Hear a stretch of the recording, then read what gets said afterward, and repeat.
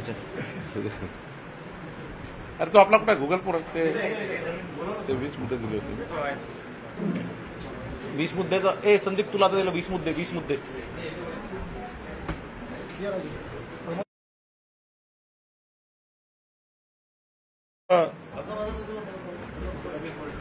महसूल विभागाच्या दृष्टीनं महत्वाचा दिवस आहे। आज 1 ऑगस्टला संपूर्ण राज्यामध्ये महसूल सप्ताह सुरू झाला आहे। 1 ऑगस्ट ते 7 ऑगस्ट पर्यंत आम्ही या महाराष्ट्रामधले आमचे सर्व विभागीय आयुक्त, कलेक्टर, एडीओ, तहसीलदार, तलाठ्यापर्यंत सर्व अधिकारी या सप्ताहामध्ये अत्यंत महत्वाच्या विषयावर काम करणार आहे। जो महसुली सप्ताहाचा पहिला दिवस आहे त्या पहिल्या दिवशी जसं मी नागपुरातनं आज हा सप्ताह सुरू केला, आज भंडाऱ्यामध्ये आलो। आज महसूल खात्यामध्ये जे सेवानिवृत्त अधिकारी आहेत, जे कर्मचारी आहेत, ज्या उत्कृष्ट अधिकाऱ्यांनी काही नाविन्यपूर्ण कार्य केलं आहे, काही कर्मचाऱ्यांनी 100 दिवस जो अभियान आम्ही राबवलं त्या अभियानामध्ये प्रावीण्य प्राप्त केलं आहे आणि काही लाभार्थ्याचे जे काही लाभार्थी आम्ही आयडेंटिफाय केले आहे, महसूल खात्याच्या योजनांच्या माध्यमातून जनतेला आम्ही लाभ देतो आहे, त्या संदर्भाने काही योजनांचं वाटप आता यानंतर प्रेस झाल्यानंतर होणार आहे। दुसरा 2 ऑगस्ट जो आहे परवाचा, उद्याचा, तर भंडारा जिल्ह्यामध्ये प्रामुख्याने आज मी जेव्हा 2.5 तास सलग महसूल खातं यावर चर्चा करत होतो, भंडारा जिल्ह्यामध्ये खूप मोठा प्रश्न हा सरकारी जागेवर जे लोक 2011 पासून अतिक्रमण करून त्या ठिकाणी आहेत त्यांना प्रोटेक्शन आहे। त्या प्रोटेक्शन जे आहे पण सरकारने प्रोटेक्शन दिलं आहे, पण त्या लोकांना पट्टे वाटप झाले नाही। अजूनही भंडारा शहरामध्ये नजूलच्या जागेवर, हा विषय माझा आहे महसूल मंत्री म्हणून, नजूलच्या जागेवर जवळपास 50% भंडारा शहर हे बसलेलं आहे, पण त्यांना कुठलंही स्वामित्व सरकारकडनं मिळालं नाही। त्यांच्याकडे टॅक्स आहे, काही जुन्या पावत्या आहेत त्या ठीक आहे, पण स्वामित्व म्हणजे आमच्या भूमी अभिलेख खात्याने ड्रोन सर्वेक्षण करून प्रत्येकाची सनद, प्रॉपर्टी कार्ड दिलं गेलं नाही आणि जे नजूलवर आहे त्या नजूल जागेचे संपूर्ण पट्टे वाटपाची योजना भंडारा शहरामध्ये किंवा या 7 नगरपालिका भंडारा जिल्ह्यात आहे त्या कुठल्याही नगरपालिकेला झालं नाही। त्यामुळे आम्ही ग्रामीण भागामधल्या सर्व गावठाणांना, सर्व घरांना ड्रोन सर्वेक्षण करून त्यांना तर स्वामित्व देणार आहोत, पण पुढच्या काळामध्ये, पुढच्या वर्षभरामध्ये किमान आम्ही हा विचार करतो आहे की भंडारा शहरातल्या आणि 7 नगरपालिकेच्या प्रत्येक व्यक्तीला प्रॉपर्टी कार्ड द्यायचं। त्याकरता लागणारं, जसं आता काल हुडकेश्वरला 45,000 घरं आहेत, तिथे आम्ही 1.5 कोटी रुपये खर्च करून ड्रोन सर्वेक्षण केलं आणि प्रत्येकाची सनद तयार झाली। डीपीसीच्या माध्यमातून 5 कोटी रुपये आम्ही खर्च करू आणि आमचा भूमी अभिलेख विभाग, मोजणी विभाग हा भंडारा आणि सर्व नगरपालिकाचे संपूर्ण ड्रोन सर्वे करतील आणि सर्व भंडाराच्या, सर्व नगरपालिकेच्या सर्व घरांना, ते खाजगी मालमत्ता असो की सरकारी जागेवर बसले असो, त्यांना सनद देण्याचा कार्यक्रम तयार करण्याची योजना आम्ही तयार केली आहे। या ठिकाणी आम्ही हा विचार करतो आहे की जेवढे पानंद रस्ते आहेत, जे महसूलच्या अधिकारात आहे, या पानंद रस्त्याचं व्हिलेज वाईज मॅपिंग करतो आहे। हे कधी काळी 1911 ते 1930 इंग्रजाच्या काळात झालं होतं। आणि मग एकत्रीकरणाचा काळा झाला. एकत्रीकरण म्हणजे 82-83. तेव्हापासून हा रेकॉर्ड कधीच अपडेट झाला नाही. आम्ही हा विचार करतोय की आता प्रत्येक महसुली गावाच्या पांधन रस्ते हे मोजमाप करायचे. जेवढे डबल डॉटेड आहे, सिंगल डॉटेड आहे, काही मामलेदार कोर्टाने ऑर्डर केलेले आहे. म्हणजे सिंगल डॉटेड, डबल डॉटेड आणि मामलेदार कोर्ट म्हणजे तहसीलदार. 2 शेतकऱ्या रस्ता नाही म्हणून 2 शेतकऱ्याचा रस्ता काढून दिला आणि तो 2 शेतकऱ्याचा रस्ता काढून दिल्यावर तो तहसीलदारने ऑर्डर पास करून तो रस्ता तयार केला. पण तो रस्ता सुद्धा आता तो रस्ता गव्हर्नमेंटचा आहे. तर त्याही रस्त्याचं मॅपिंग आम्ही करतोय आणि पुढच्या काळामध्ये या सर्व रस्त्याला क्रमांक देण्याचा विचार आम्ही करतोय. जसं VR, ODRला नंबर आहे, गाव रस्त्याला नंबर आहे, विलेज रोड आहे, ODR आहे, MDR आहे, स्टेट हायवे याला रोडचे नंबर्स आहे. तर आम्ही आता विचार करतोय की या राज्यातल्या प्रत्येक पांधन रस्त्याला, शिवपांधन रस्त्याला नंबर असला पाहिजे आणि त्या नंबर करता मग जे काही पांधन बांधकाम करण्याची योजना येईल ती योजनेवर त्या योजनेवर पांधन रस्ते बांधकामाचा निर्णय होईल. तोपर्यंत मात्र आमचे तहसीलदार, आमचे मोजणीदार हे पांधन रस्त्याची हद्द आपल्या ताब्यात घेतील आणि दोन्ही बाजूला वृक्षा झाडाचं लागवड करतील. दुतर्फा झाडे लागवड.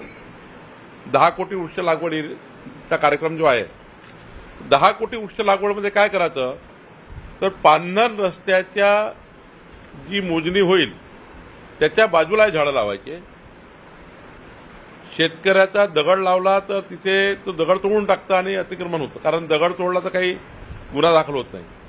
पण वृक्ष लावला आज कोणी आणि ते तोडाला 2 गुन्हे दाखल होतात. एक फॉरेस्टचा कायदा दाखल होतो, फॉरेस्ट गुन्हा दाखल करतं कंप्लेंट केल्यावर आणि पोलिसही गुन्हा दाखल करतात. त्यामुळे आता ठरवलं की या राज्यातल्या पुढच्या 3 वर्षामध्ये 100% पांधन रस्ते शिवपांधनला दुतर्फा झाडे लावणे आणि बाउंड्री फिक्स करणे असाही कार्यक्रम आम्ही हातात घेतो आहे. आम्ही आता ठरवलं आहे की प्रत्येक मंडळ, महसुली मंडळामध्ये, प्रत्येक महसुली मंडळात एका तालुक्यात 10 मंडळ असतात, मंडळ अधिकारी. तर या किंवा काही 4 असतात, काही ठिकाणी 5 आहेत. प्रत्येक मंडळामध्ये केंद्र सरकारच्या, राज्य सरकारच्या सर्व योजना घरपोच मिळण्याकरता वर्षाचे 4 अभियान एका मंडळात. 4 मंडळ असतील तर 16 अभियान, 8 मंडळ असतील तर 832 अभियान. तर आम्ही छत्रपती शिवाजी महाराजस्व अभियान संपूर्ण राज्यभर करतोय. प्रत्येक मंडळामध्ये, तहसील कार्यालय लेवलला नाही, मंडळ लेवलला. आणि मंडळ लेवलला हे अभियान होईल. त्या गावातले सर्व लोक त्या मंडळात जमा होतील आणि आपल्याला त्या ठिकाणी जवळपास 6,500 किती हजार दाखले आपण दिले ना, 7,000 दाखले आम्ही आता या छत्रपती शिवाजी महाराज अभियानात दिले आणि आता ते कंटिन्यू सुरू राहणार आहे. हे अभियान पुढचे 5 वर्ष राहणार आहे. एका मंडळात वर्षात 4 वेळा अभियान होईल. एका मंडळात 4 अभियान होतील, म्हणजे एका तालुक्यात 32 अभियान होतील वर्षभरात, किमान 32 होतील. यातनं आम्हाला लोकांचे कामं करायचे आहे. प्रवासामध्ये मला खूप लोकांचे अप्लिकेशन येत आहे की संजय गांधी विशेष सहाय्य योजनेमध्ये 20% लोकांचे डीबीटी झाले नाही, त्यामुळं संजय गांधीच्या लाभार्थ्यांना पैसा मिळाला नाही. आता पहिला काय योजना होती, केंद्राचे पैसे, राज्याचे पैसे यायचे आणि ट्रेझरीमध्ये जायचे, ट्रेझरीतनं तहसीलकडे यायचे, तहसील वाटप करायचे. पण आता लाडक्या बहिणीसारखं डीबीटी केलं आहे. तर जे गरीब माणसं आहे, अपंग आहे, अंध आहे, त्यांना डीबीटी होत नाहीये. म्हणून आम्ही आता 5 तारखेला या महिन्याच्या 5 ऑगस्टला आमचे तलाठी घरोघरी जातील. त्याच्या डीबीटीची यादी आज आम्ही काढणार आहे. कुणाचा डीबीटी राहिला आहे, गाववाईज, व्हिलेज वाईज यादी आता आम्ही आज तलाठ्याला देतोय आणि जेवढे लोक राहिले असतील त्याच्या डीबीटी करून देण्याची योजना आज आम्ही तयार केली. आणि ही डीबीटी झाल्यावर त्याचा पगार चालू होईल, थांबलेला जुना पगार मिळेल. काही काही ठिकाणी मात्र असं झालं आहे की जो विशेष सहाय्यता जो लाभार्थी आहे त्यांच्याकडे 2 किंवा 3 अकाउंट आहे अलग अलग बँकेत. आधार कार्डला जे अकाउंट जोडलं गेलं तिथे पैसे आले पण त्याला माहिती नाही. त्याचीही आम्ही उजळणी या अभियानात करून घेतो आहे. 6 तारखेला आम्ही शासकीय जागेवरचे अतिक्रमण धनदांडग्या लोकांनी, बलाढ्य लोकांनी जे सरकारी जागा हडप केल्या आहेत, प्रधानमंत्री आवास योजनेच्या गरीब माणसाला आम्ही प्रोटेक्शन करतोय. त्याला 2011च्या नियमाप्रमाणे आम्ही त्यांना घर बांधकाम करण्याकरता पट्टा येतोय. पण धनदांडग्या लोकांनी जे अतिक्रमण केलं आहे सरकारी जागेवर, तो 6 ऑगस्टला आम्ही काढणार आहोत. संपूर्ण एसपी आणि कलेक्टर त्याची योजना तयार करतील. भंडाऱ्यामध्ये कोणी कोणी अतिक्रमण केलं आहे सरकारी जागेवर, कोणी कोणी व्यावसायिक संकुल उभे केले आहेत. आणि 7 तारखेला एक ही जे वाळू चोरी चालू आहे किंवा वाळूचे जे मोठे बलाढ्य लोक, वाळू माफिया या राज्यात तयार झाले आहेत. आम्ही राज्यामध्ये एका जिल्ह्यात 50 वाळूचं क्रेशर टाकतोय. एम सँड, कृत्रिम वाळू, नैसर्गिक वाळू नाही, कृत्रिम वाळू तयार करणे. आणि आता राज्य सरकारने असा निर्णय घेतला आहे की जेवढे पीडब्ल्यूडीचे बांधकाम असेल, इरिगेशनचे बांधकाम असेल, ग्रामपंचायत असेल, नैसर्गिक वाळू वापरायची नाही. पुढच्या 3 वर्षामध्ये 100% एमसँड वापरायची. एमसँड म्हणजे दगडापासून तयार केलेली वाळू. त्याकरता दगडखानी ज्या आहेत त्या दगडावर आम्ही एमसँड क्रेशर लावतोय. 1,500 क्रेशर राज्यामध्ये लावतोय. म्हणजे उद्याच्या काळामध्ये नैसर्गिक वाळूची जी पद्धती आहे ती पद्धती आजच्या उद्या बंद करावी लागणार आहे. वाळूमुळे होणारं मोठं नुकसान नद्यांचं हे थांबवायचं आहे. आणि म्हणून राज्यामध्ये एमसँडचे आम्ही 1,500 क्रेशर लावतो आहे. मी आज कलेक्टरला एसओपी आलेली आहेत कसे क्रेशर असणार. आणि ते सर्व क्रेशरची वाळू पीडब्ल्यूडी घेणार, इरिगेशन घेणार. ती याच्यापेक्षा 10 पट जास्त प्रभावी असणार वाळूपेक्षा, आपल्या वनगंगेच्या वाळूपेक्षा. असा आम्ही एक 50 क्रेशर देतो आहे. याच्याकरताही काम करतो आहे. या ठिकाणी सर्वांसाठी घरे योजनेमध्ये माननीय प्रधानमंत्र्यांनी 30 लाख घरं राज्याला दिले आहे. त्यातले किमान 1 लाख घरं भंडाऱ्याला मिळाले पाहिजे. याकरता जे मी आताच सांगितलं की जोपर्यंत कलेक्टर पट्टे वाटप करणार नाही तोपर्यंत प्रधानमंत्री घर मिळणार.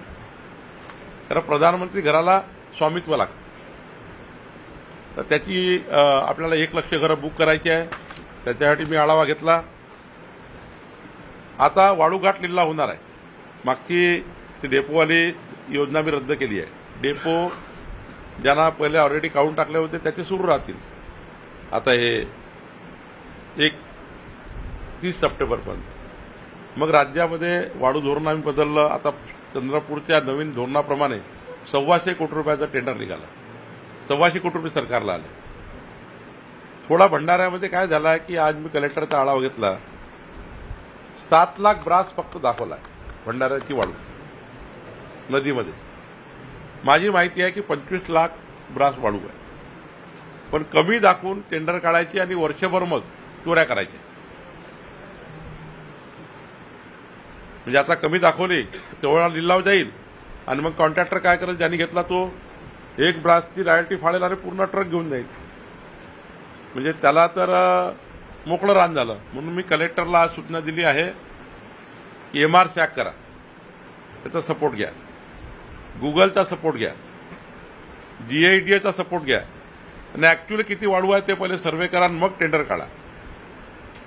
7 लाख ब्रास ही फार 32-33 घाट आपण लिलाव करणार आहोत आणि त्यातली 7 लाख ब्रास वाळू हे काही मला मान्यच नाही.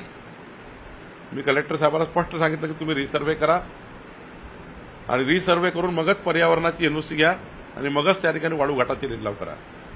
यावेळी वाळू घाटाच्या लिलावामध्ये कुठलीच बदमाशी होणार नाही. तर चंद्रपूरमध्ये कार्टेल आम्ही होऊ दिलं नाही. चंद्रपूरचा कधी लिलाव 50 कोटीच्या वर गेला नाही. पण यावर्षी तो 105 कोटीपर्यंत आपण नेला. आणि भंडाऱ्यामध्ये सुद्धा आपण आता कार्टेल होऊ देणार नाही. एचडीओ वाईज लिलाव होणार आहे. म्हणजे एचडीओ जेवढे भाग आहेत तेवढे 3 लिलाव या ठिकाणी होतील. तिथे आपण त्या ठिकाणी आम्ही पुन्हा एक प्रयोग करतोय की जेव्हापासून उत्खनन सुरू झालं गौण खनिज, गिट्टी, वाळू, रेती वगैरे, आतापर्यंत भंडाऱ्यात किती खोदकाम झालं या 20 वर्षात. त्याचा ड्रोन मॅपिंग करण्याचा निर्णय घेतला. ड्रोननी कळेल आपल्याला भंडारा किती कुठं कुठं काय खोदल्या गेलं. आणि किती सरकारला पैसे भेटले आणि किती डुबले. वाढूचा करता येणार नाही, कारण वाढू तर प्रत्येक वर्षी वाहून जाते, म्हणजे ती पावसाने वाढू येतं. पण आपल्याला गौण खनिज, मुरुम, रेती गिट्टी याचा ॲव्हरेज करता येईल किती खोदकाम झालं आहे. त्याच्यासाठी आम्ही ड्रोन सर्वेक्षणाचा निर्णय हा घेतलेला आहे. या ठिकाणी जे तहसीलदार ते मंत्र्यापर्यंत जे अर्धन्यायिक प्रकरण चालतात लोकांचे, कोर्ट केस, तर मी सांगितलं आहे की 3 महिन्याच्या आतमध्ये काम चांगलं केलं आहे त्यांनी. आमचे तहसीलदार, आमच्या ॲडिशनल कलेक्टरपर्यंत जे अधिकारी आहेत, 3 महिन्यामध्ये सर्व केसेस शून्य करतील. अर्धन्यायिक केसेस, ज्या केसेस चालतात, नायब तहसीलदारकडे चालतात, ईडीओकडे चालतात, 1-1 वर्ष चालतात, 2-2 वर्ष चालतात, त्या 3 महिन्यामध्ये आपल्याला केसेस शून्य करायचे आहे. भोगवटदार वर्ग 2च्या 1 करणे, जमिनी स्वामित्व, म्हणजे जे भूमिधारी आहे त्याला वर्ग 2 आहे त्याला भूमिस्वामी करणे, याची योजना मी कलेक्टरला तयार करून दिली आहे. ॲग्रीस्टॅकमध्ये फार चांगलं काम झालं आहे. ॲग्रीस्टॅक म्हणजे काय आहे, केंद्र सरकारने एक असं नोंदणी आणलेली आहे की 100% शेतकऱ्यांना ॲग्रीस्टॅक बनवायचा आहे, महसूल आणि कृषी विभाग. आणि ते जो ॲग्रीस्टॅकचा नंबर राहील ज्या शेतकऱ्याला मिळेल, त्या शेतकऱ्याला संपूर्ण योजना केंद्र राज्याच्या त्या नंबरवर मिळेल. मग त्याला कुठे जायची गरज नाही. त्यात काय सबसिडी आली का त्या नंबरवर. म्हणजे एक नोंदणी अशी राहील ॲग्रीस्टॅक नावाची, ज्यामध्ये केंद्र राज्य सरकारच्या संपूर्ण शेतकऱ्याच्या योजना ॲग्रीस्टॅकवर येईल. आणि मला अभिमान आहे की 84% भंडाराची आता समजा धानाचा बोनस आहे तो ॲग्रीस्टॅक, धानाची सबसिडी आहे समजा काही ॲग्रीस्टॅकवर, कुठले नुकसान भरपाई ॲग्रीस्टॅकवर. 84% लोकांनी, आता शहरात भागात राहणारे जे लोक आहेत ज्यांनी जमिनी घेऊन ठेवल्या त्याच्यामध्ये त्या लोकांनी नोंदणी केली नाहीये. तोही प्रयत्न आपण सांगतोय. माननीय देवेंद्र फडणवीस साहेबांनी मागे जाहीर केला आहे की ॲग्रीस्टॅकवर जो शेतकरी राहणार नाही त्याला विजेची सबसिडी मिळणार नाही. म्हणजे विजेची सबसिडी घ्यायची असेल, म्हणजे आपण जे जाहीर केलं की पुढचे 5 वर्ष देवेंद्र फडणवीस सरकार शेतकऱ्याकडनं कुठले वीज बिल घेणार नाही पुढचे 5 वर्ष. हा आमचा संकल्पनामा होता, तो केला. तो घेत नाही आम्ही लोकांकडनं पैसे. पण आता ॲग्रीस्टॅकवर समजा येत नसेल तर मात्र सबसिडी बंद करण्याचा विचार आम्ही करू. कारण 16% शेतकरी असे आहेत जे ॲग्रीस्टॅकवर नाही आहे, ते आले पाहिजे. त्यांचे इन्शुरन्स होणार आहे, त्यांचं खताचं बियाणाचं वाटप तिथून होणार आहे. त्यामुळे 84% चांगलं काम कलेक्टरनी केलं आहे. या ठिकाणी मी जिल्हाधिकाऱ्यांना सांगितलं की लोकशाही दिवस चालू केले पाहिजे. लोकशाही दिन बंद पडलेले आहे.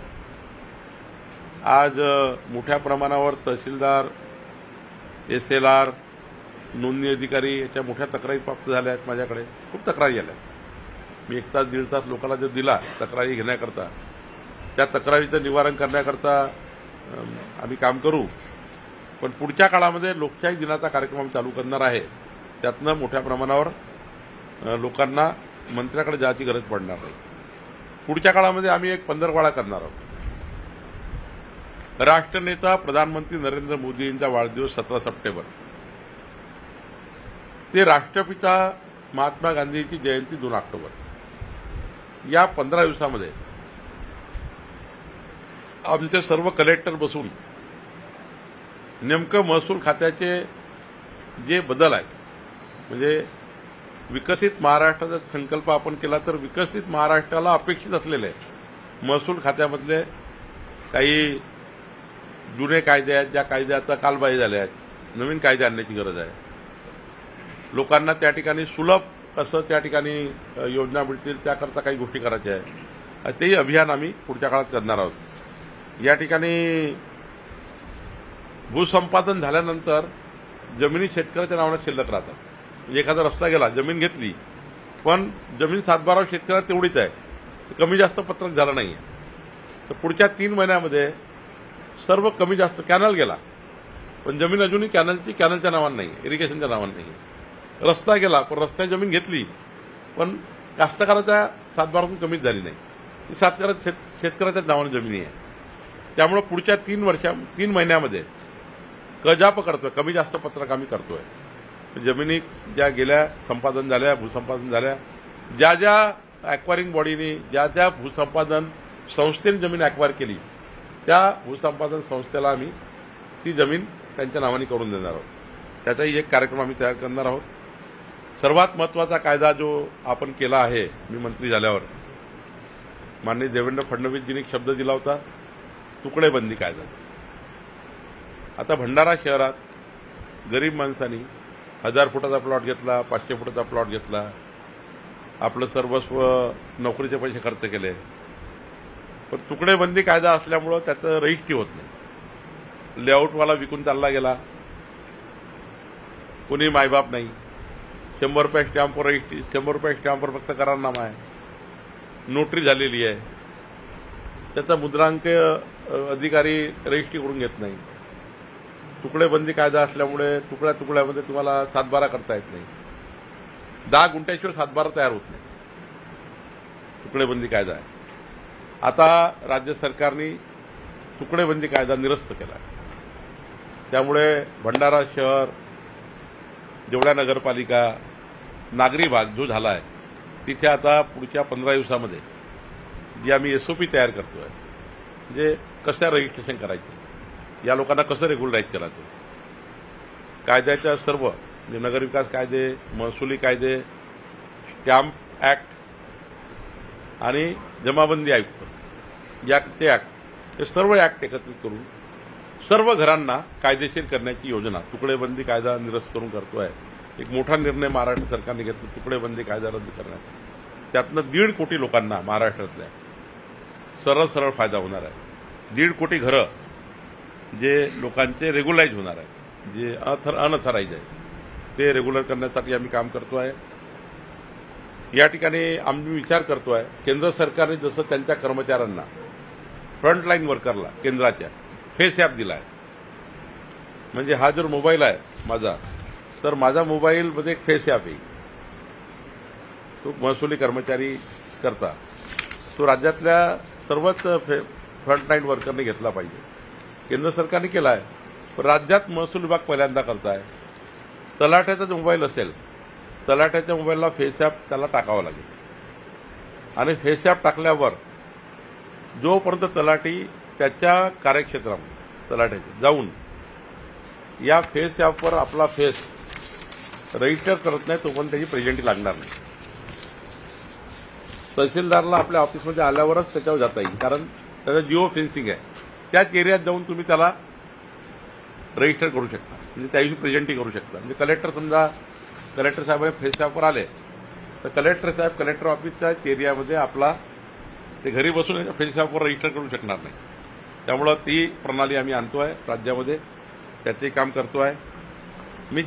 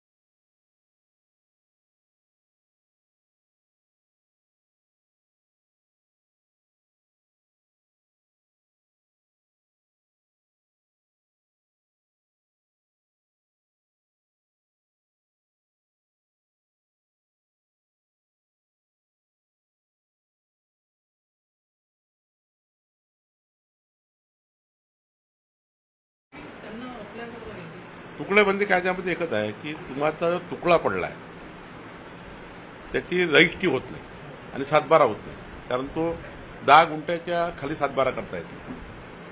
त्यामुळे आता तुकडेबंदी कायदा निरस्त झाल्यामुळं तुम्हाला 600 फुटाचा सातबारा करता येईल, 1000 फुटाचा सातबारा करता येईल, सातबाराची नोंद करता येईल, सातबाऱ्यावर तुमचं नाव येतील आणि जे मूळ स्वामित्व आहे, रजिस्ट्री म्हणजे देवाणघेवाण आहे, त्या डॉक्युमेंटला तेवढा अर्थ नाही.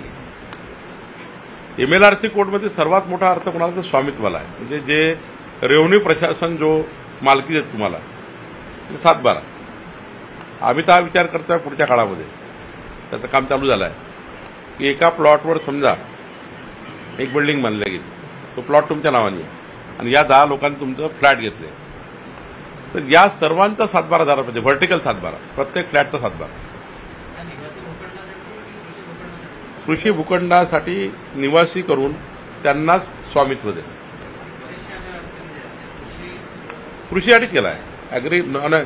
ऍग्रिकल्चर लँडमध्ये नॉन ऍग्रिकल्चर डेव्हलपमेंट झालं म्हणून त्याला तुकडेबंदी कायदा लावून त्याला मग त्याचे सातबारे वेगळे करून दिले. ऍग्रिकल्चर आहे म्हणूनच 10 गुंठे आहे ना, 10 गुंठ्याच्या खाली तुम्हाला सातबारा वेगळा करता येत नाही, रजिस्ट्री करता येत नाही.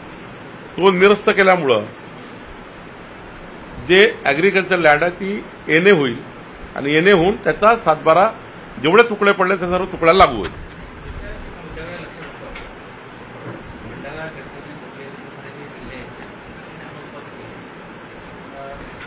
परंपरागत शेतीचे जेव्हा हिस्से वाटले तेव्हा तुकडा तुकडा तुकडा होत असतो, त्याच्यामुळे त्याला जर वेगळ्याची अशी त्याला वेगळा सातबारा त्याचा यात आता या दुसऱ्या निर्णयामध्ये त्याला वेगळा सातबारा. ऍग्रिकल्चर लँडमध्ये नागरिक क्षेत्रामध्ये तयार झालेले जे व्यवहार आहेत ते व्यवहार रेग्युलाइज करण्यासाठी आहे. तुम्ही जर सरसकट तुकडेबंदी जर लागू केला तर लोक काय करतील, तिथे अनऑथराइज डेव्हलपमेंट सुरू होईल. म्हणजे कशी तुकडे फाडतील, कशी पोटीसचे पाडतील, कशी त्या ठिकाणी हे होईल. त्याच्या सातबारामध्ये एका सातबारा सर्वांची नावं आहेत.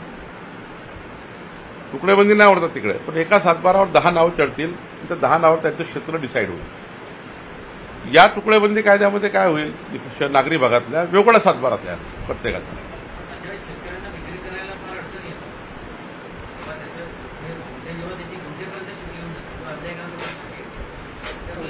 दहा गुंठ्यापर्यंत ऑलरेडी आपण तुकडेबंदी कायदा निरस्त केला. 10 गुंठ्यामध्ये 10,000 स्क्वेअर, पाव एकरपर्यंत. पाव एकरला तुम्हाला तर सातबारा वेगळा करता येतो, तो केला आपण, त्यामध्ये होऊन जातं शेतीचं काम. पण शहरी भागात मात्र 600 फूट, 500 फूट, 1000 फूट विचारता प्रधानमंत्री आवास योजना 500 फूट, 600 फुटाच्या लोकांनी प्लॉट घेतलाय, सातबाराच बनू शकत नाही. 1000 फुटाचा प्लॉट घेतला, सातबारा बनू शकत नाही. त्यामुळे सर्वांचा सातबारा. मी तर पण जातो आहे, माननीय फडणवीस साहेबांनी मला सूचना दिली आहे की व्हर्टिकल सातबारा तयार करा. म्हणजे तुमचा प्लॉट आहे, त्याच्यावर 10 घरं आहेत, 10ने रजिस्ट्री करून टाका, 10 फ्लॅट आहे, त्याच्यावर काही डॉक्युमेंट नाही, फक्त रजिस्ट्री आहे किंवा नगरपालिकेचा टॅक्स आहे, त्याच्यापेक्षा काय डॉक्युमेंट आहे. तर त्याला कुठलं स्वामित्व, त्याला स्वामित्वच नाही आहे. त्याचा सुद्धा सातबारा तयार करण्याचा निर्णय आम्ही करतोय, व्हर्टिकल सातबारा. बिल्डरच्याच नावाने. म्हणूनच काय होईल, म्हणूनच आता व्हर्टिकल सातबारा आला की तुमचा फ्लॅटची बांधकाम आणि त्याचा शेअर खालचा त्या प्लॉटचा ऑटोमॅटिक तुमच्या शेअरला जाईल. अनडिवायडेड शेअर तयार होतील. म्हणजे 30 फ्लॅटला त्याचा खालचा शेअर जाईल आणि सातबारा तुमचा वेगळा होईल फ्लॅटचा. पुढा आम्हाला 2 वर्ष लागेल व्हर्टिकल सातबारा. आणि दुसरं जे एक महत्वाचं काम आम्ही करतो आहे IGR-कडे, कॅम्प कमिशनर. जसं आता मुंबईमध्ये एक उदाहरण, जसं नागपूरचं उदाहरण, रेडिसन हॉटेल आहे. रेडिसन हॉटेलची बिल्डिंगचं रेडी राखणार खूप जास्त आहे, मुद्रांक शुल्क. त्याच्या बाजूला एक झोपडपट्टी आहे, त्याच्या बाजूला एक माळाची वस्ती आहे. तर आता काय आहे की त्याचा झोन तयार झाला आहे, असा झोन. त्या झोनमध्ये आमचे मुद्रांक अधिकारी हा झोन तयार केला. त्या झोन तयार केला तर रेडिसनचा रेट जो ठरवला तो 4 लोकांना तोच लागतो. SRA झोपडपट्टीला तोच लागतो, बाजूच्या घराला तोच लागतो, रेडिसनचा रेट. आता आम्ही पुढच्या 2 वर्षामध्ये मायक्रो झोनिंग करतो. जसं भंडाऱ्यामध्ये एक मोठी बिल्डिंग आहे टावर, त्या टावरचा रेडी रेकनर वेगळा राहील, पण त्याच्या बाजूचा असल्या गरीब माणसाचा वेगळा रेडी रेकनर राहील. आज काय होऊन राहिलं की झोन केल्यामुळे, एकच झोन असल्यामुळे एक रेडी रेकनर सर्वात लागू होऊन जातं. त्याच्यामुळे खूप नुकसान होतं. डेव्हलपमेंट होत नाही, किंवा एवढी रजिस्ट्रीचे पैसे लागतात की ते रजिस्ट्री होऊ शकत नाही, कारण रेटच एवढा आहे रेडी रेकनरचा की काहीच करू शकत नाही. आणि काही ठिकाणी खूप कमी रेडी रेकनरचा रेट आहे. त्यामुळे पुढच्या 2 वर्षामध्ये आम्ही मायक्रो झोनिंग करतोय, प्लॉट वाईज झोनिंग. तुमच्या प्लॉटचा रेट वेगळा, यांच्या प्लॉटचा वेगळा, जसं जसं ज्याचं डेव्हलपमेंट झालं आहे. कॉमर्शियल डेव्हलपमेंट झालं असेल तर कॉमर्शियल रेट, रेसिडेन्शियल डेव्हलपमेंट झालं तर रेसिडेन्शियल रेट, पण झोन एकच आहे, वॉर्ड एकच आहे. आता वॉर्डाला एकच रेट लागतो कोणाला काय झालं आता, तर तोही आम्ही एक निर्णय करतोय. एक महत्वाचा निर्णय जो लागू झाला आहे, 1 डिस्ट्रिक्ट 1 रजिस्ट्रेशन आता सुरू झाला आहे. आपल्या जिल्ह्यातली कुठली रजिस्ट्री कुठल्या रजिस्टर ऑफिसमधून करतायत आत्ता जिल्ह्यामध्ये.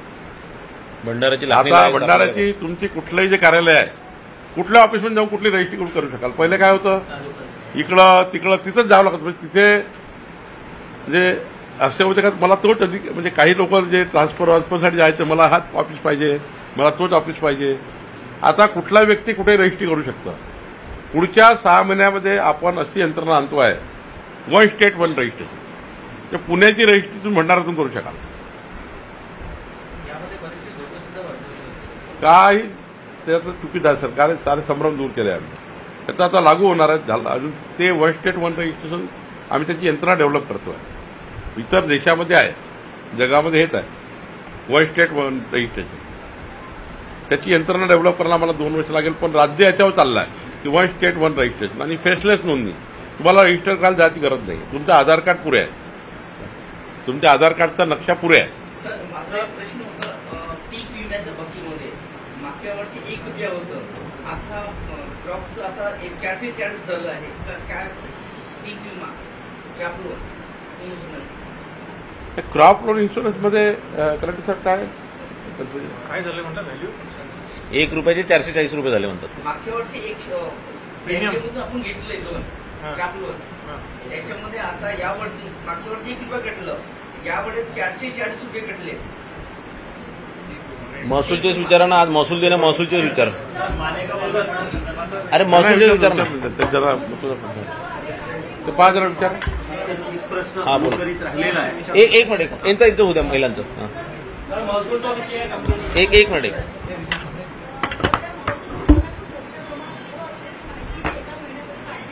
हो,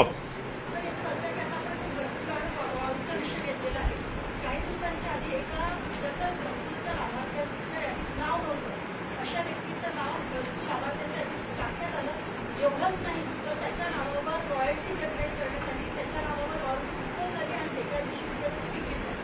हे प्रकरण 2 महिने त्याची कुठली कारवाई केली नाही. मात्र कलेक्टर साहेबांनी 2 जणांना गुन्हे दाखल केले. त्यानंतर कुठेतरी पाणी होत आहे असं मला वाटल्यावर मी महिन्याभर त्याची माहिती काढली.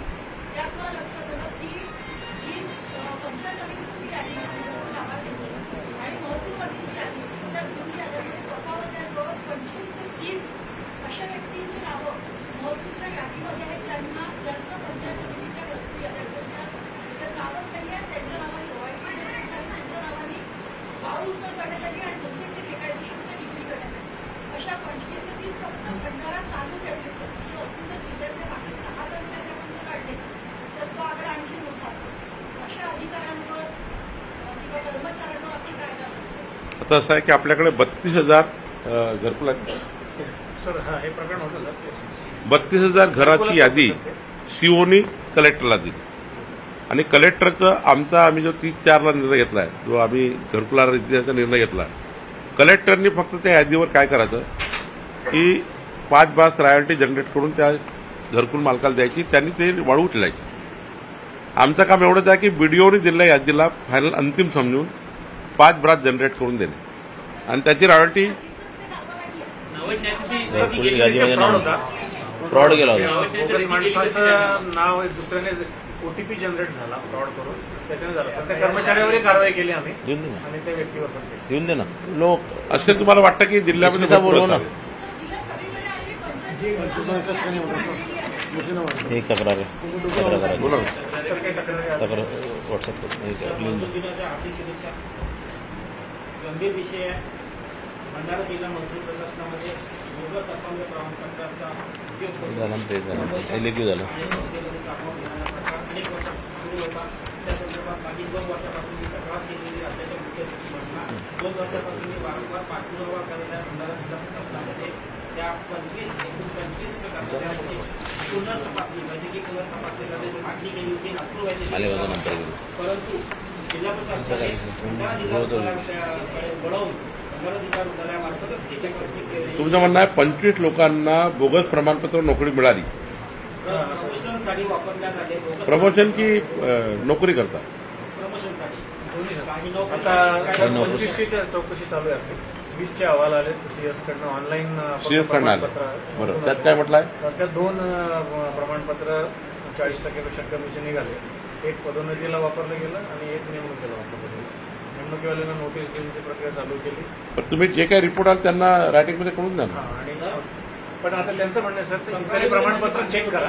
तुम्ही सीएसला बोलून सगळेच चेक करा असं सर्व पुन्हा एकदा रिव्हेरीफाय करून द्या. सगळेच चेक करा असं आहे ना. भांड्याचं चेक करा दुसऱ्या जिल्ह्यात करा किंवा आणि सर चक्क एक उदाहरण माझ्याकडे प्रूफ आहे, एव्हिडन्स आहे माझ्याकडे. एक प्रकरण असं आहे की अपघाती अपंगत्व झाले आहे.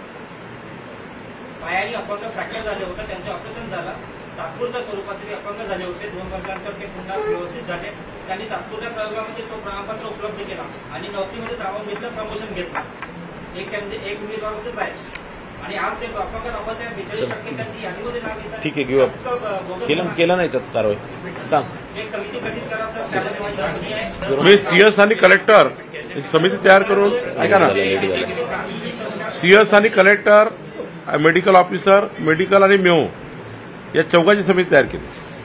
नागपूर वैद्यकीय बोर्डामार्फत तपासणी. बोला लवकर. पूर्ण 25 लोकांची नागपूर वैद्यकीय बोर्डामार्फत. साहेब हे घे ना, हा प्रश्न घेऊ.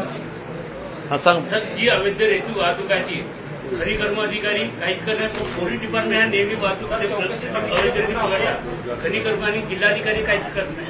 म्हणजे याच्यात एक गोष्ट खरी आहे की मी नरूल हसन आपले एसपी यांचं मनापासून अभिनंदन करतो की त्यांनी मी मंत्री झाल्यावर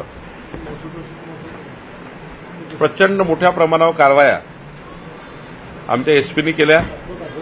पण आता त्याच्यावरनं आम्ही शासनाने एक निर्णय केला. म्हणजे नरूल हसननी जे उदाहरणं तयार केले भंडाऱ्यामध्ये त्यावर शासनाने असा निर्णय केला की आता वाळू माफीवर कधी पोलीस कारवाई करायची तर महसूल कारवाई करायची नाही, महसूलने केली तर पोलीस कारवाई करायची नाही. आता दोन्ही विभाग म्हणजे आता समजा एसपीने गौण खनिज पकडलं तर दंड महसूल लावेल, एसपी आपली फौजदारी कारवाई करेल. समजा महसूलने पकडली तर महसूल पहिले पोलिसांना कळवेल. दोन्ही कारवाया सरकारने आता जीआर शासन निर्णय केला. आता दोन्ही कारवाया सुरू झालेल्या आहेत. म्हणजे याच्यामध्ये दुसरं आता एक परिवहन विभाग जो निर्णय करताय, परिवहन विभाग आता प्रताप सरनाईकजीचं माझं बोलणं झालं. एखादा वाळूचा ट्रक 3दा पकडला गेला एकाच नंबरचा तर त्याचा परवाना परमनंट रद्द होणार आहे. परवानाच परमनंट रद्द करण्याचा निर्णय शासन करत आहे. त्याचाही जीआर लवकरच येत आहे. पण आता हा जीआर आला की दोघांनी कारवाई करायची, संयुक्त कारवाई करायची नाही. झाला शासन निर्णय घेऊन आलो मी जीआर आला. त्यामुळे आता नरूल हसनजीने पकडा तो कलेक्टर को पहिली कारवाई, महसूलचा दंड आणि यांचा फौजदारी गुन्हा. यांनी पकडला तर फौजदारी गुन्हा आणि महसूल कारवाई दोन्ही कारवाया होतील. आणि तिसरी कारवाई आता परिवहनची होणार आहे. 3 वेळा पकडला गेला, 1 महिना सस्पेंड पहिल्यांदा पकडलं तर, दुसऱ्यांदा पकडलं तर 3 महिन्याकरता सस्पेंड आणि तिसऱ्यांदा पकडला गेला तर परमनंट सस्पेंड. की जसं आता इथून एलटीगेट ट्रक झाला तर नवीन ट्रक असतात आणि त्यांच्यावर नंबरही नसतात आणि हे इथून ठीक आहे आपण आपल्या जिल्ह्यात पण हे नागपूरपर्यंत पोहोचतात त्याच्यामुळे नागपूरला हे इन्स्ट्रक्शन नाही आहेत की इथून सरसकट जायला अशी मोठी मोबाईल. कसं आहे की आता 2 गोष्टी आहे. जर वाळूला तुम्ही जास्त दाबून ठेवाल तर या ब्लॅक मार्केटिंगमध्ये लोकांचा जीव जातो. वाळू तर लागणार, रेट वाढणार. इतके रेट 80,000 रुपये ट्रक, 90,000 रुपये ट्रक, 1,00,000 रुपये ट्रक. म्हणून आपण काय करतो, इतर राज्याला झिरो रॉयल्टी देतो. आता हे जे मधलं धोरण आलं होतं डेपोचं, त्या धोरणाने थोडं आम्ही मागे गेलो.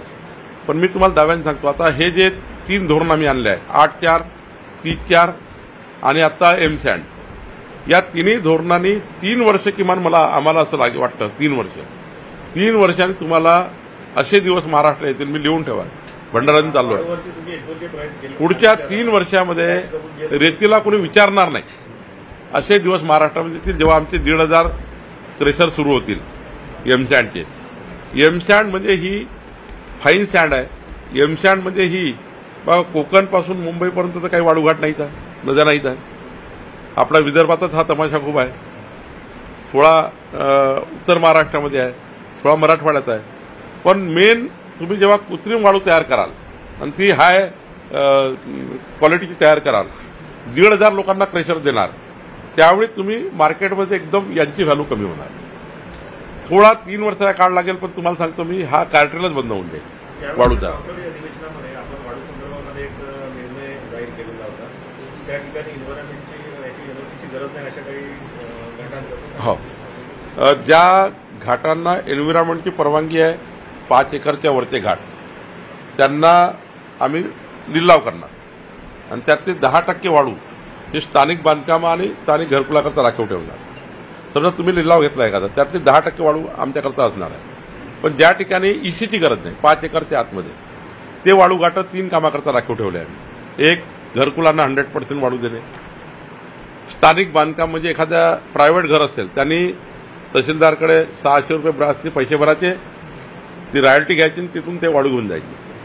आणि स्थानिक बांधकामं, नगरपालिका आहे, ग्रामपंचायती आहे, त्यांना जेवढी वाळू लागतं ती ईसी नसलेल्या घाटावरनं घेऊन जाईल पैसे भरून तहसीलदारकडे. तहसीलदारला अधिकार दिले वाळूची रॉयल्टी देण्याची. 30-4 एकदम क्लिअर आहे. म्हणजे 30-4चा जो नियम आहे तो स्थानिक वापराकरता आहे आणि 8-4चा वाळू धोरण हा टेंडर करता आहे, लिलावा करता आहे. 2 धोरण आहे.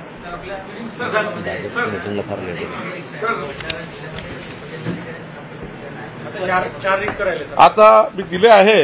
एक आयएस ऑफिसर आता तुमसरला जॉईन होते आहे, एजीओ आयएस दिला आहे मी, एजीओ आयएस देतोय, 7ला जॉईन होते आहे. आणि ती 15 दिवसामध्ये पूर्ण पोट भरणार आहे. सर, एक मुद्दा अनुत्तरित राहिलेला आहे. हा, तुमचा डीवायएसपी आयपीएस आहे. सर, एक मुद्दा अनुत्तरित राहिलेला आहे. हे आज आक्षेपार्ह पोस्ट व्हायरल झाल्यानंतर तिथे तणावाची परिस्थिती निर्माण झालेली आहे. राज्यामध्ये अशा अनेक घटना घडत आहेत. काय यावर राज्य सरकार कशा पद्धतीची उपाययोजना करते? नाही, काय झालं व्हायरल मला मी तर दिवस आक्षेपार्ह पोस्ट व्हायरल झाली आणि तिथे तणावाची परिस्थिती निर्माण झाली आहे, दंगे झाले.